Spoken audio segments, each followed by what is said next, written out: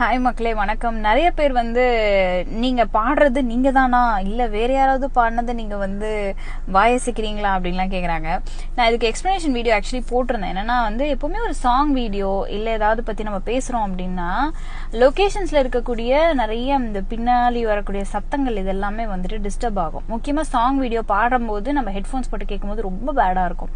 So அதனால video shoot பண்ணிட்டு மறுபடியும் சாங்கை நான் ஸ்டுடியோல பாடி தான் அதை சிங் பண்ணி அப்லோட் பண்றேன்னு சொல்லியிருந்தேன். நிறைய பேருக்கு அந்த ப்ராசஸ் எங்களுக்கு வீடியோல போடுங்கன்னு சொல்லியிருந்தாங்க. கண்டிப்பா போடுறேன்.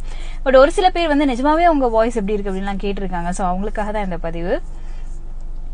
பூவில் தோன்றும் வாசம் அதுதான் ராகமோ, இளம் பூவை நெஞ்சில் தோன்றும் அதுதான் தாளமோ, மனதின் ஆசைகள் மலரின் மௌனங்கள், குயிலோசையின் பரிபாஷைகள், அதிகாலையில் வரவேற்புகள், புத்தம் பொது காலை